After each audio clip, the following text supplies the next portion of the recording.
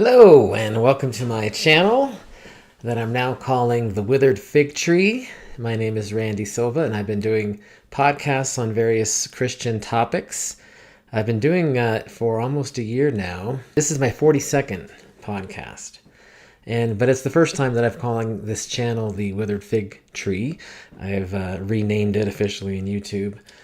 And this is because this channel is closely linked to my website, which is called thewitheredfigtree.com. And the website has articles and audio lessons and also links to these podcasts. So, welcome, and let's go ahead and get started with this current series, which is called The Dates of Christianity. This is part 2, called The Time of Year of Jesus' Birth. So to review, last week we talked about calendars, we talked about the Gregorian calendar, how that came about, and the placement of 1 AD as the birth year of Jesus. We also talked about the complexities associated with that, all kinds of complexities, from the orbit of the earth around the sun to trying to figure out how many days had been missed by the Julian calendar, and all kinds of complexities. We also learned that there were several clues in the book of Matthew and Luke that limit the range of Jesus' birth at a minimum of 8 BC and a maximum of 6 AD. So that's a 14-year period.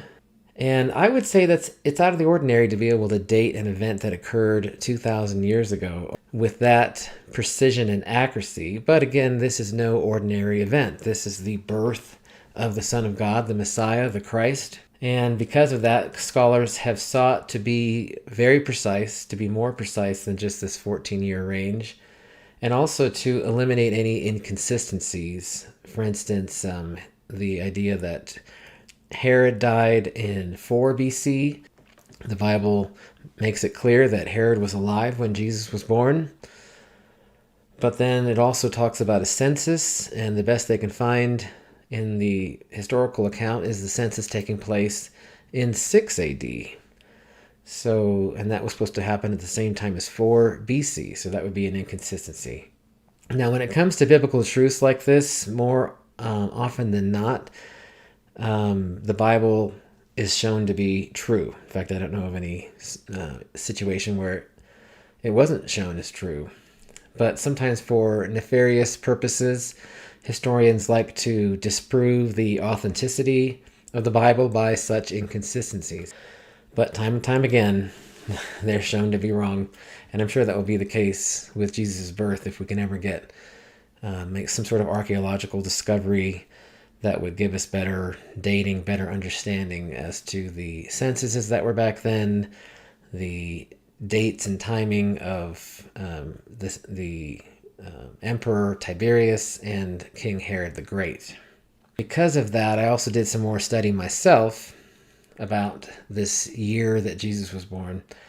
I don't have time to talk about it in this podcast, but I did update the outline for this series, part 1, which is on my blog, my website, thewitheredfigtree.com.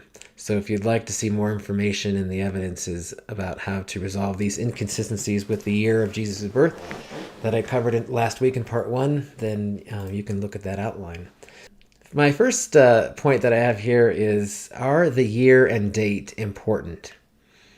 You can tell that it's important to me. Is it important to you? Should it be important to you? People like to observe a day of remembrance on the day of the year that an event happened. If you think of it, if maybe the passing of one of your loved ones, you'd like to be able to, on the anniversary of that time, maybe go to the cemetery, maybe hold some sort of memorial party, sometimes like name on the 10th anniversary, or if you think about happy days, like maybe your anniversary, your wedding anniversary, or Very common along the world to celebrate people's birthdays on the day that they were born. And nowadays, it's very hard to come up to find somebody who doesn't know the actual date of their birth. Back then, in the first century, it was very common to not know the day of your birth. And the year of your birth would have been linked to some number of years within the reign of somebody. And so things were different back then. And people also like to say that a certain number of years ago, an event occurred. Something happened. Something big happened. You know, if you think about September 11th, 2001, every year on September 11th, not only do we watch videos or think about the terrorist attacks of that day, but we also will say something like, wow, that happened 23 years ago. Can you believe it? Now, something that happened 2,000 years ago, that seems to be enough for most people. Perhaps you can be more emphatic if you could say with confidence, precisely 2,024 years ago, Jesus, the Christ of God, was born. For me, what is important is the prophecies about the Messiah and the consistency of the Bible. So I do believe the Bible is inspired by God. I do believe that the dates are important, as we talked about in the series on the kingdom. It's difficult sometimes to interpret these prophecies and difficult to put a date on them as well. Sometimes you can put it to a range of dates. But those are the kind of things that are important to me. So things like inconsistencies with the census and King Herod and Tiberius, make me want to research more and see if there's a way to come up with an answer for those types of things. Just to summarize that first point, are the year and day important? Yeah, they're important. Some more to some than others. And I would say it is important in terms of determining the consistency of the Bible. Now, as you know, we celebrate Christ's birthday on December 25th. Where did that come from? Was Jesus actually born on December 25th? Perhaps you've heard that is not the case. Jesus was not born on December 25th. The Bible doesn't say that he was born in December or anything like that. So where did they get December 25th from? So I took a look into that, did some research, and it is thought to be a combination of pagan celebrations. The winter solstice, Saturnalia, and another Roman holiday called Sol Invictus. Now, the tree part of our present day Christmas culture, where we have this unusual culture habit of taking a tree from outside and bringing it inside. And of course, nowadays, a lot of people have artificial trees so that we don't have to kill a tree for this purpose. It is, though, odd if you think about it. Why on earth would anybody bring a tree into their house? That comes from Saturnalia. Back then, though, even then, they did not bring trees into their house. They had enough sense not to do that. They would decorate trees. They would also take evergreen branches and put them on their houses and on public buildings. So that is where this present day Christmas tree comes from. Now, why would someone, let's say the church, from back in the early times of Christianity, why would they want to place Jesus' birth on December 25th? Well, the first recorded instance of celebrating Christ's birth on December 25th was in 336 AD during the reign of Constantine. Now, we talked a lot about Constantine in the church series, in talking about the history of the church, but Constantine was the first Roman emperor to be Christian. Some scholars believe that Constantine chose the date of December 25th because the actual date wasn't known, and that choosing this date would weaken the significance of the pagan celebrations of that time, but also occur on a date which was already celebrated, already famous, if you will. But why was the solstice on the 25th? Isn't the solstice on the 21st? We just had the solstice. It's the 22nd when I'm doing this, so just yesterday. Back then, the Romans had aligned their calendar such that the calendar solstice was the 25th. They wanted it to be the various solstices, the two solstices and equinoxes. They wanted those to occur on the 25th. By the time of the 4th century, because of the drift in the Julian calendar, that was occurring on the 21st by then.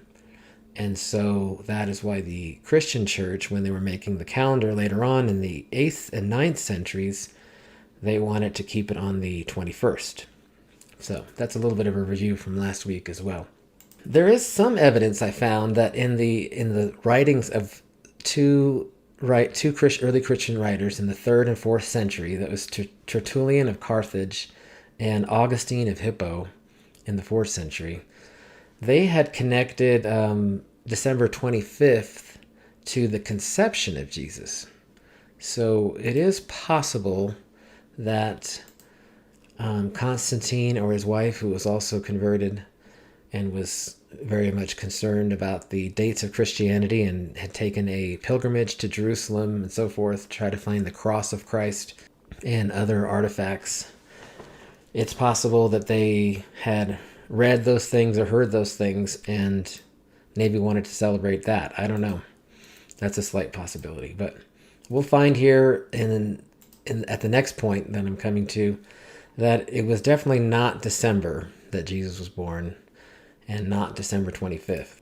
Okay, so I wanted to show a slide. Okay, so this is a slide of how the actual time of year for Jesus' birth can be computed. I also found this very funny YouTube video that I wanted to play. And a happy winter solstice to all.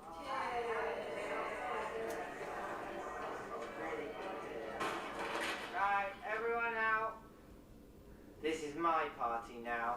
Who are you? He's a son of God, that's who. Sorry, I'm a son of God, that's who. And it's my birthday, so. Your birthday was months ago. Well, I changed it. You can't just take over the winter solstice. We've been doing this for thousands of years. Well, we never got an invite. Yeah. Well, I'm sorry, but to replace an ancient tradition just because you weren't invited doesn't... Dad? Wait. It's fine, we'll go. Yeah, Merry Christmas. That's right, keep it moving. Not you. You're staying. Right, everyone out. I think that's absolutely hilarious. And it actually covers a lot of the details that we were just talking about, how I'm going to show here in this second point that the actual time of year that Jesus was born was likely September. And so in this video he says that your birthday was months ago. Well, yeah, that's true. It was months ago. It would have been in September. And it also talked about how they kept the tree, which was also sort of a strange thing that they kept the tree from Saturnalia. And then it also pulls a little bit of a punch against Santa Claus. And why on earth would he come in and steal the Christmas day? At any rate, I think that's just a lot of fun.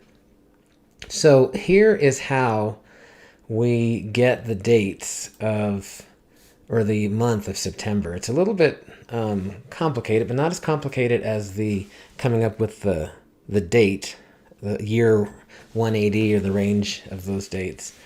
So it's all contained in Luke chapter 1 and 2. So in Luke chapter 1, verse 5, so the first part of Luke chapter 1 talks about the birth of John the Baptist, Jesus' cousin. It says, in the time of Herod of Judea, there was a priest named Zachariah who belonged to the priestly division of Abijah. His wife Elizabeth was also a descendant of Aaron. Both of them were righteous in God's sight, observing all the Lord's commands and decrees blamelessly. There's a lot of information here. First of all, we see again another reference to King Herod the Great as living during this time. And John the Baptist's parents, Zachariah and Elizabeth. Now it says that Zachariah was a Levite. He was a part of a priestly division, that is the Levitical priestly division. And there were 24 divisions that were put into service at the temple so that you wouldn't have to serve all the time. You would have 2 weeks out of the year. 1 week followed half a year later by your second week of service. And he was in the priestly division of Abijah. So if we look at this table, the year started for the Jews, well, they actually had several New Years, but for the priestly duties and the religious holidays, the year started in what is now March, around mid-March. And the first month was called Nisan. And of course you had Passover on the 14th day. The Feast of Unleavened Bread started the next day for 7 days. If you find a table of the priestly duties of the different divisions, those were given in First Chronicles. There were 24 different divisions created to serve at the temple, depending on which family you were from. So Abijah served the 9th week, which would put them in right around here. The 9th week is the beginning of the 3rd month, Sivan. And if we read in a little bit further down in Luke, let's see, verse 23 and 24, chapter 1, it says, "When his time of service was completed, he returned home. After this, his wife Elizabeth became pregnant and for 5 months remained in seclusion." So she didn't get, I don't have time to read the whole passage. It's actually a very interesting passage, and perhaps a lot of you are familiar with it, but he was at the temple serving. So this was the 9th week in the month of Sivan, and he was chosen to go burn some incense, and that's when Gabriel appeared to him. And in what is very reminiscent of what happened with Abram, and Sarah, where Abram was old, and he and Sarah didn't know how they could get pregnant when they were so old. Zachariah is the same way. He was old, and he asked the angel, "How can this be? I'm an old man, and my wife is well along in years." Gabriel says, "Well, it's going to happen." And he gets his voice taken away from him, so he can't talk. And so when his time of service was done, he went home. He couldn't talk, but he was able to conceive when he got home. So that's why I put this arrow somewhere after his week of service is when Elizabeth conceives John the Baptist. So then, in verse 26 of chapter 1, it says, "In the 6th month of Elizabeth's pregnancy, God sent the angel Gabriel to Nazareth, a town in Galilee." We see that this is the story of the birth of Jesus being foretold. It started when Elizabeth was in her 6th month.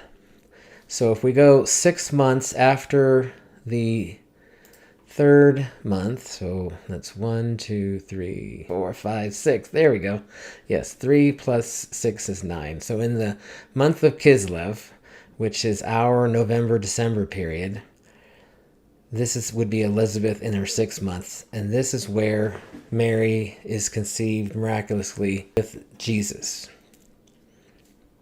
So then, if you add 9 months to that, then you get Jesus being born in the month of Tishri, which is our September or October, but it was probably in the early part of Tishri or the later part of September.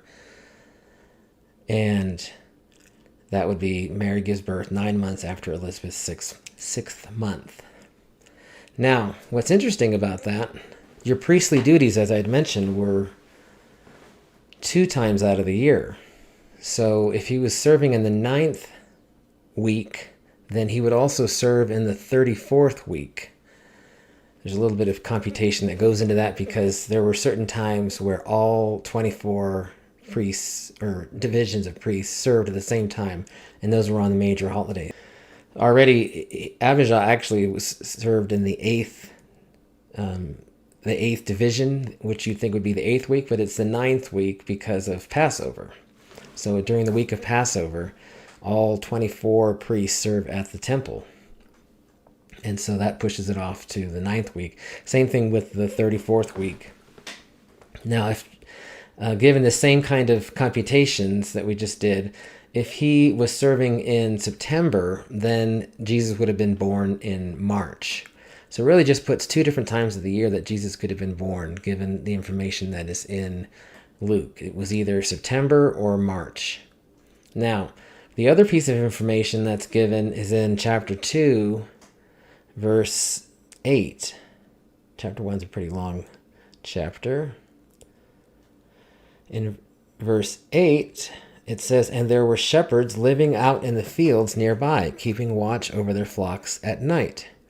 An angel of the Lord appeared to them, and the glory of the Lord shone around them, and they were terrified."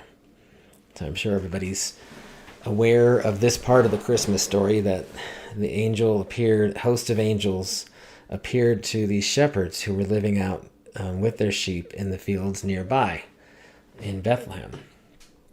Now, did the shepherds always live with their sheep? And the answer is no. And the reason why is because of temperatures. You wouldn't want to be serving out in the field. You wouldn't want to be out in the field with your sheep with no source of heat when it's really cold. Oh, here I found the table of priestly division is given from 1 Chronicles chapter 24, verses 7 through 19. Good, I finally found that. Okay, now if you look at the nighttime temperatures in Judea, which are similar there's not really much of a difference between now and back then in the 1st century. March nighttime temperatures are 45 to 48 degrees Fahrenheit, which is too cold. And why the shepherds would only stay in the fields with their sheep from the months of May until September. So in May, the evening temperatures are a nice 72 to 82 degrees Fahrenheit. And in September, it's a little bit cooler, but it's still nice at 65 to 72 degrees Fahrenheit. So that would put the probability of Jesus' conception and then birth in September, when the temperatures were warm enough for the shepherds to be out in the fields. Now, if you look at the nighttime temperatures in December, that's 43 to 50 degrees Fahrenheit. Of course, even colder than March. About the same coldness, but still a little bit colder. So the shepherds are not out in the fields in December. So December is right out. And I believe March is also out. And so September becomes the month that Jesus was likely born in. Now, if you look at this wheel here that's still shown, there are 3 major holidays that occur in September. There is the trumpets, which is Rosh Hashanah. There is tabernacles. Oh, I missed. There's atonement is the next one. So it's trumpets, then atonement. That's the Day of Atonement is called Yom Kippur.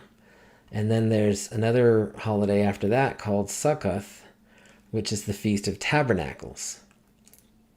Now, all of these have spiritual significance.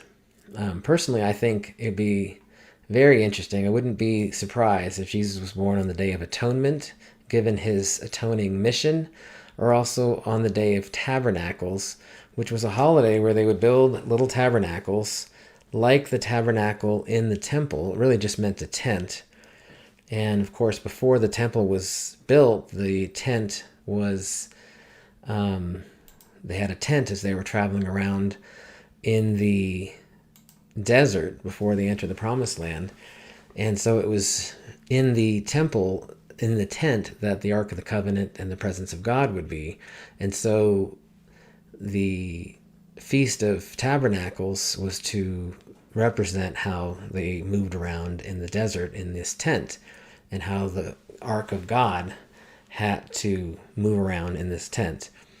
And so, as you know, the Holy Spirit is now inside of us as Christians. It's now a possibility that was opened up by Christ's death and resurrection. And so, if he was born on the Feast of Tabernacles, then that could be significant or symbolic of how we are now the tabernacle of God. Okay, so hopefully you find that interesting.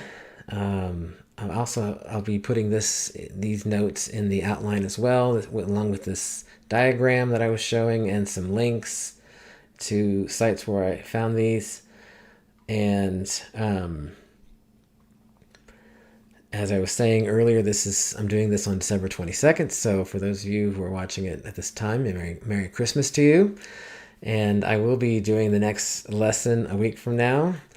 And that will be about some of the events that occurred during the birth of Christ, namely the inn not having any room and giving birth, laying Jesus in a manger.